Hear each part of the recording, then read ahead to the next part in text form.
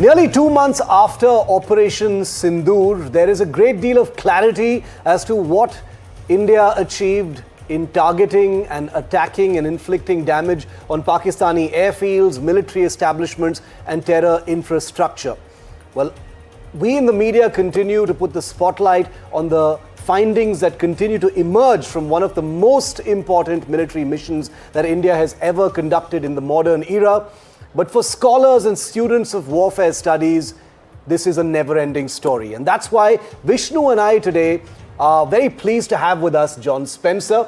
He's chair of the Urban Warfare Studies desk at the Modern War Institute, who is in India now to actually research Operation Sindoor for himself. And he's been doing the rounds here in India, speaking to think tanks, speaking to people who've been involved as well.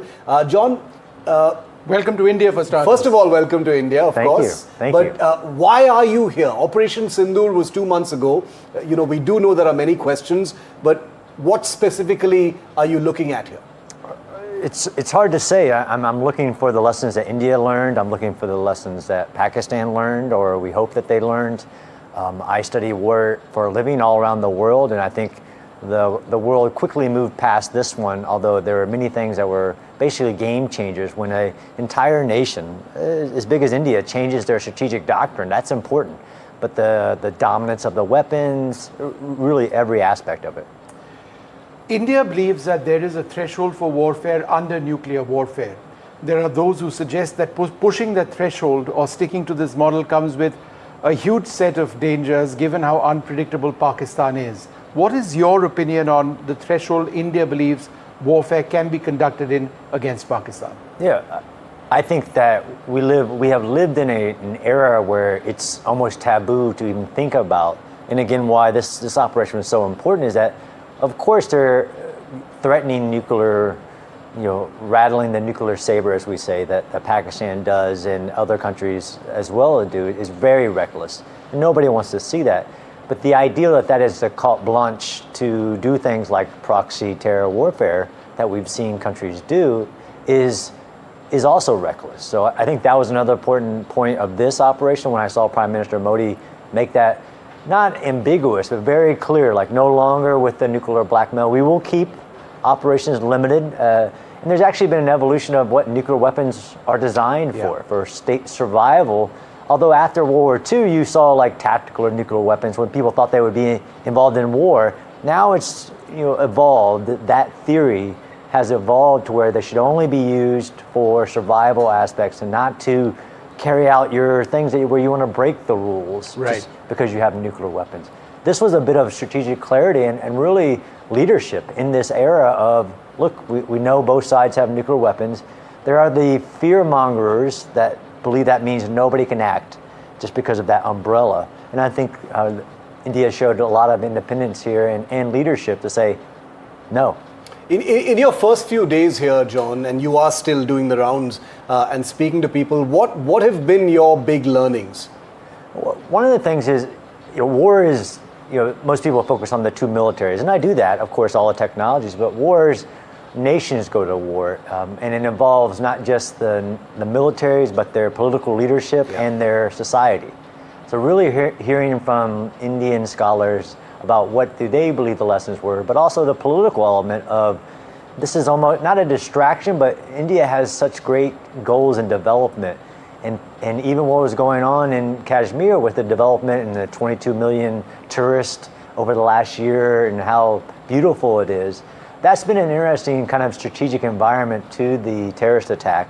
That was interesting because there's always what we say an underlying reason for a war, then there's a triggering moment. Of course, the terrorist attack was the triggering moment of Operation Sindoor, but there's always something else. So learning about that has been interesting in context to understand. One of the problems we have in India is that on the one hand, we have a great strategic relationship with America. We've got our foreign minister in America right now. But then you had the US CENTCOM chief a couple of days back saying that, look, we need to work with Pakistan because Pakistan helps America in the fight against terror, against ISIS-K.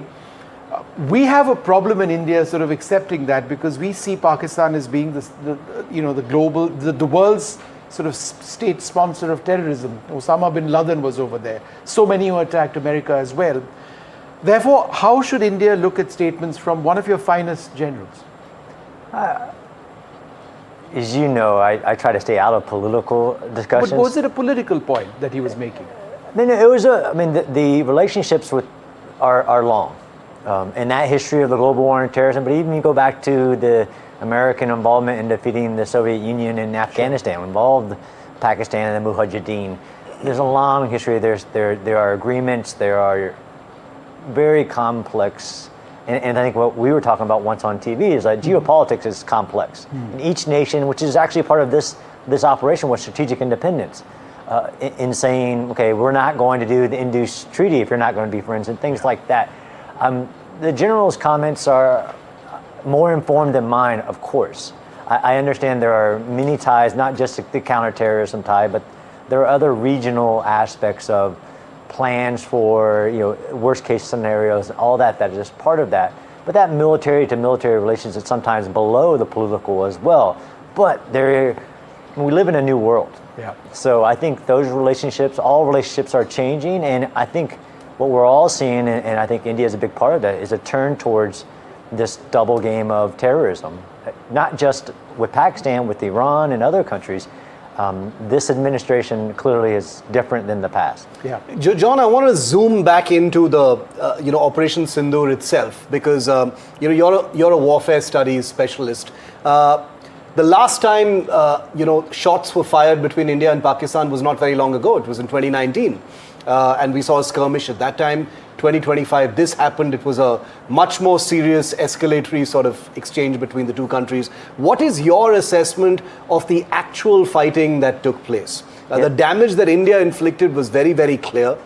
It was also very clear that Pakistan didn't really manage to hit anything, if not anything, at least not the stuff that they said that they did. What is your assessment of the damage and the way India fought? Yeah, it's a great question. Even in the West, the stories seem to catch on to the wrong stories. Yeah. The story here is Indian dominance of the situation, both in control, what we call escalation dominance, but also in restraint. So demonstration of overwhelming military capability, but then controlling the escalation of that. So the fact that India could hit any target it wanted to in Pakistan and was very selective is the story. That overwhelming dominance of Pakistan's airspace, its air defenses, and the Chinese weapon systems, because it is essentially a proxy of the Chinese military. So all that test of those technologies, you never know until war puts everything to the test. So that story is Indian, not just their offensive capability, but the dominance of their defensive capability. And that's a story that's still got to get out, is how did India's layered air defenses stop any drone, any missile from hitting the target it wanted to? That's a huge part of this story. So it's just dominance, which is important in war. And I don't believe in that there's a bloodless war, that there should be perfection in any nation in war. But when you show dominance and then it leads to a political decision, which is the other side saying, okay, we don't want any of that, which is that escalation control. That is why I'm here to study on the ground Operation Sindoor. No, I agree with that assessment entirely, in the fact that it actually ended much sooner perhaps than most people expected, which was my question to you. Shiv was reporting from Kashmir. I was sort of anchoring through this entire thing over here. And I think we both felt, when Pakistan tried mass drone attacks on day 2, that this was actually becoming a full-scale war. Given the number of drones that they brought, the number of interceptions taking place, the number of Indian missile strikes going across, that this is not going to stop that easily, and yet it did. How would you look at the abruptness with which this war, I use that word war, came to an end? Surprising, to be sure, but clearly a war is a contest of will. We actually say it's an act of force to compel your enemy to do your will. India did that here, so it'll be a case study studied in war colleges around the world, as in this is an example of war for those objectives. I think the information campaign was a big part of that. So the fact that India, even before it struck the 9 terrorist sites, already had the message ready. Like, we did this, these are the exact sites we hit them, this is why we hit them.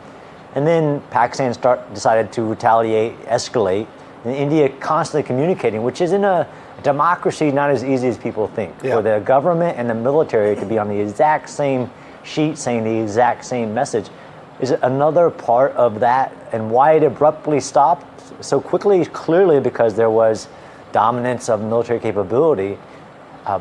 I also think that what I'm studying as well is that difference between 2019 and now, like what changed?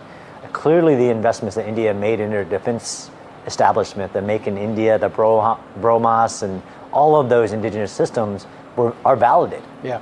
As far as Chinese systems are concerned, John, that's one common area of interest from both the United States and India. Absolutely. How the Chinese systems, like you said, it's a satellite state, a proxy of the the Chinese government as well. There was a lot of Chinese kit in this fight. Aircraft, missiles, air defense systems, anti-air systems. What is your assessment of that aspect of it? Yeah, so I'm still researching that part. Yeah. As you're right, a lot of people are interested in that, and there's this ideal that China gave Pakistan a degraded version of those assets. And I don't know if that's true. I don't know if they truly just didn't match up against Indian systems. And everybody's always, I say all warfare is asymmetric. You're always trying to overwhelm or outdo the other side. Clearly, though, this is where I try to do objective as possible. Objectively, Indian systems dominated Chinese systems. Now, whether that was a downgraded version is, I think, still the work to be seen, whether it's the PL-15 or all these other systems. It's definitely a big part of the study. The other aspect is the emergence of drones as a frontline weapon system, both for India and for Pakistan.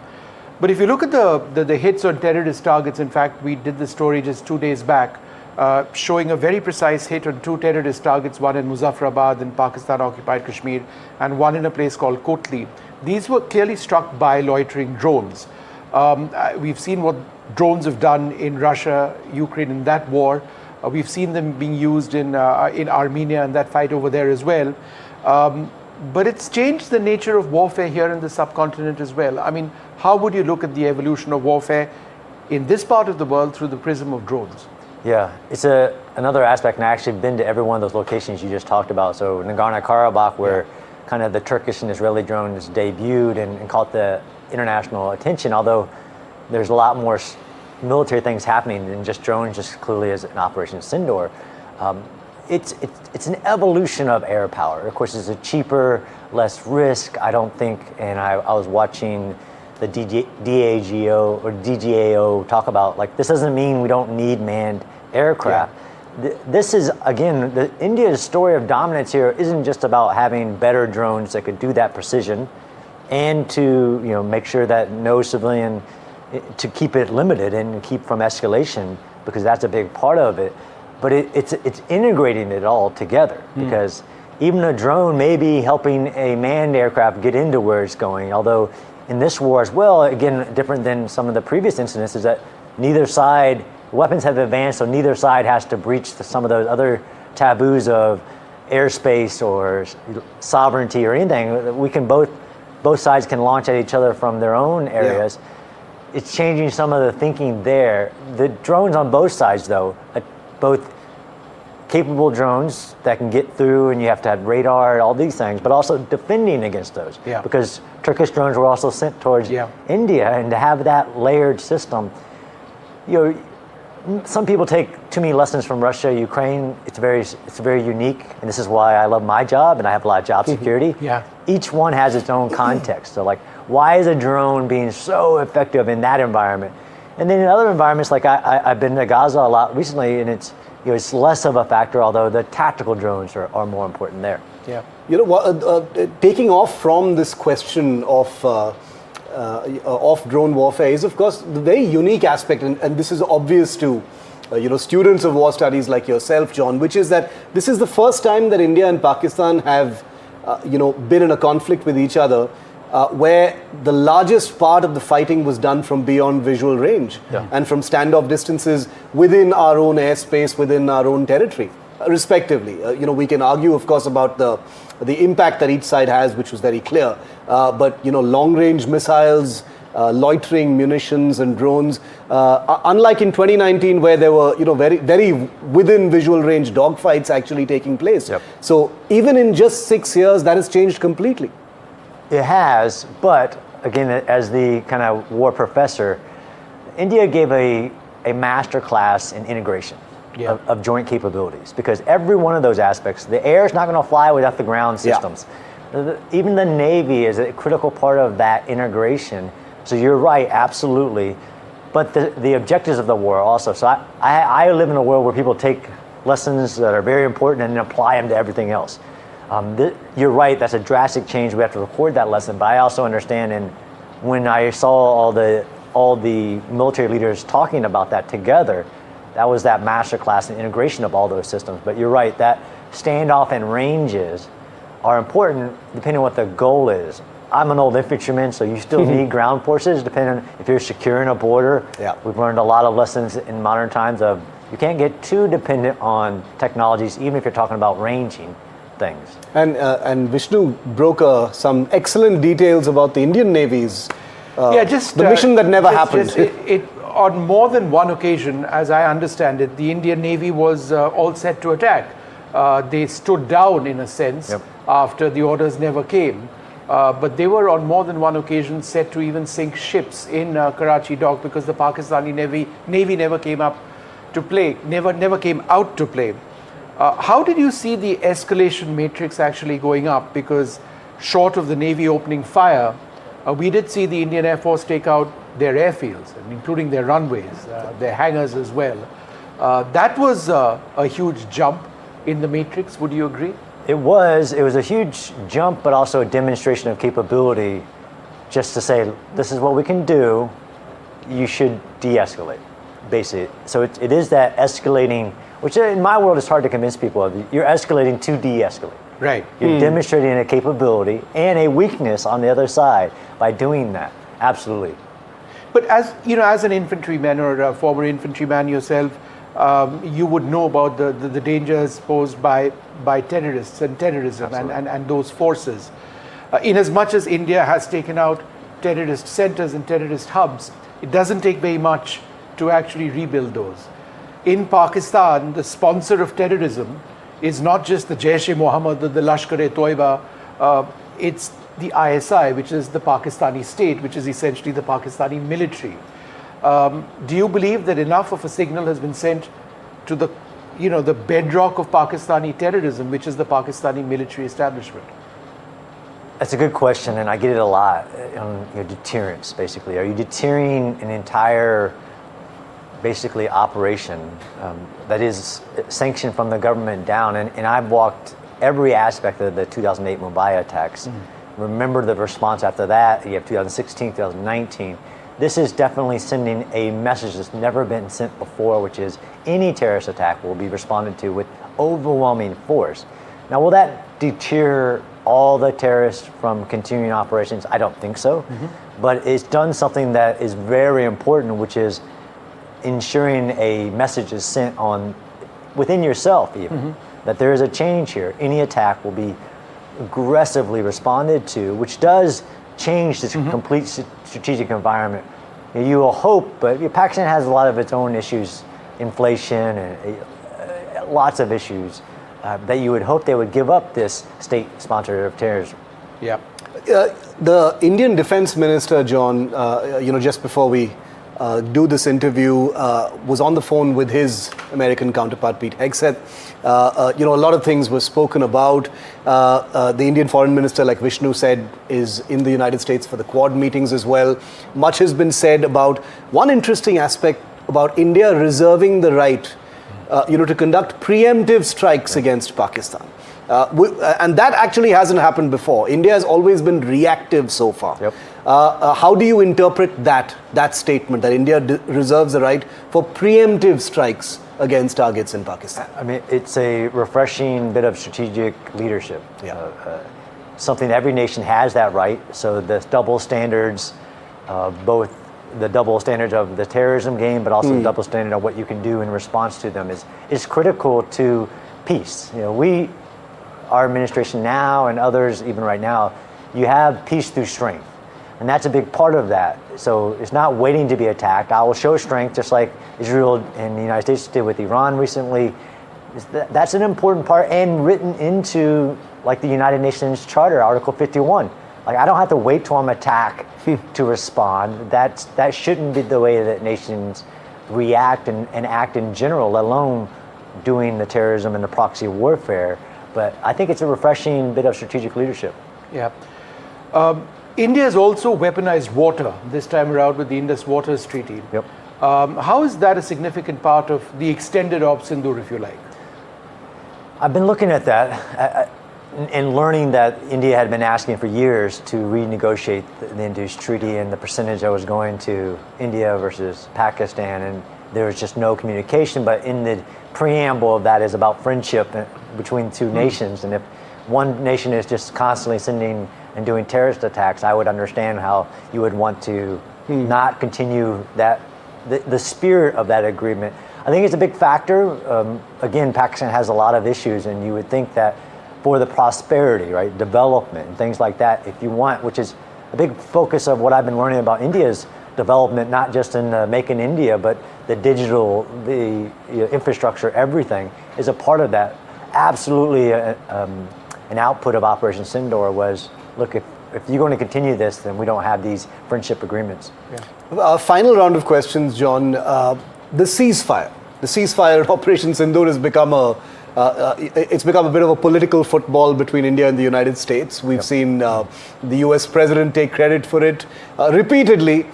India has, of course, completely outright said that this had nothing to do with the United States. It was because of what India did to those airfields and those hangars, like Vishnu said.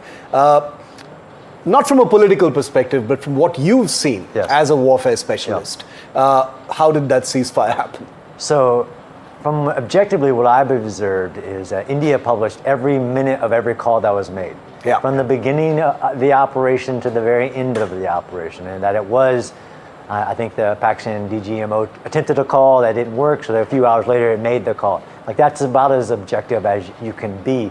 Although I do believe this information space is critical, and that level of transparency about the calls that were made and the operations, what they did and what they didn't do, is all very important, and why, again, I'm here to study it, because that level of transparency and clarity you don't really see in other places. Yeah.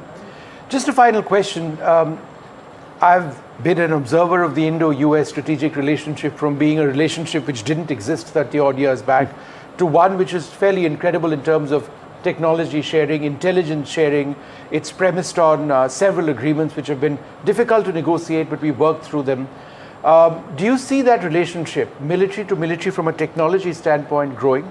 And do you actually see India acquiring offensive American platforms such as fighter aircraft? I would love to see that, and I know that you guys, both of you guys, have covered like the J-35, F-35. I would love to see that. I would love to see the $500 billion trade agreement that's been discussed. All of that. I think these are two great democracies leading around the world, and that closer ties, mill-to-mill exchanges, technology advancements. I mean, what India is doing with AI, with even lasers to combat drones, I'm sure there's a lot of people interested in that. So I think it's very positive, and I think that's a very likely, I never say if things are going to happen, but it's very likely, and I would wish for it. The fact that we have, sorry Shiv, that we have Russia as friends, and that we've got S-400 missiles which did brilliantly in Op Sindoor, would essentially mean, since India is not giving up on that weapon system, that we will never see the F-35 here. America's clear. The S-400 cannot be anywhere close to an F-35. You don't want a whiff of the F-35's radar signature, however small it may be. And we maintain this independence and this neutrality in our foreign policy. America has a problem with that, obviously. I can understand that.